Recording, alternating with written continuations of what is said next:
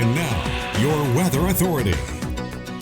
Sponsored by Red Pest Solutions, celebrating 70 years. Well, welcome back, South Mississippi. Here's another shot out from our weather cameras. This one on the Silver Slipper Casino Hotel in Bay St. Louis. This area a little clearer than the cameras we had just used over at the Scarlet Pearl and the one on top of the Golden Nugget. Both of those noticeable fog. In fact, still likely showing as dense fog out there. But here at the Silver Slipper, not so much. Hancock County ended up a little bit more clear out there. You could still see that general mistiness on the horizon. A little blue getting through, but also not shaking those clouds completely. And we're going to see more move in as another front, not the one that moved just north of us yesterday, but yet another approaches us as we head through today and another into the weekend. So a couple of fronts moving through. But here's those dense fog advisories. Earlier, all of our coastal counties and the surrounding waters, they since dropped off Hancock County, and now you're seeing just really the coastal areas and the surrounding waters from the central to eastern part of South Mississippi, which is trending a bit cooler out there.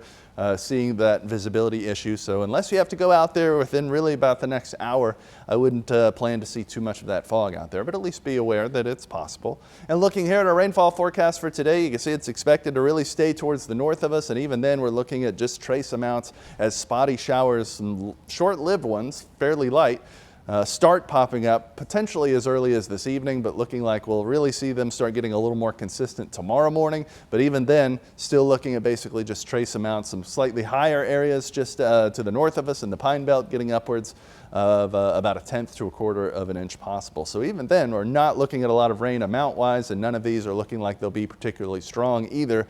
I would say even thunderstorms not likely to form, as this will really struggle to get anything going. But we are still in the midst of a warming trend, as high as 10 degrees warmer than we were yesterday. The western side of the area a little bit warmer, while they're further away from the dew point. You're not seeing that significant fog, but over here where it's a bit cooler in the mid to upper 60s, it is a little bit more noticeable. So that's what I talk about a lot of times with fog and fog forecasting, how much of a razor's edge it is between just kind of like generally misty air and then the widespread fog that we're seeing. And that's with a nice southerly breeze still kind of mixing things up. So it is pretty humid out there, much more so than it should be for this time of year. Our morning was actually where our afternoon should be for the temperature. So that's a pretty big change there. We'll work our way up into the mid to upper 70s today, which will keep inching up as we head towards the end of the week. Stray sprinkles possible, but really becoming more noticeable as we head here into the night. And even that 30% is exceptionally generous there.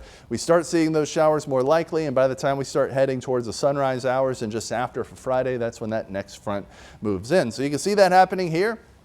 One front's already moved, now it's dragging this next one through. We never saw any northerly winds, so continued southerly return flow keeps that cloud cover, that potential for fog there as we head through the next couple of mornings. The front right on top of us by tomorrow morning, right around this time, and you can see how spotty any projected activity is.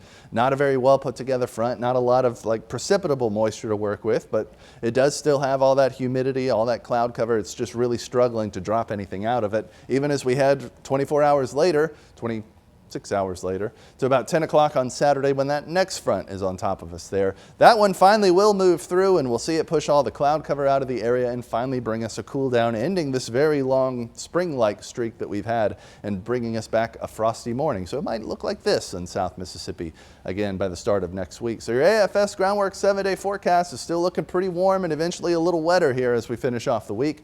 But next week starts off with a cool down, a couple of frosty mornings, and a couple of highs in the 50s.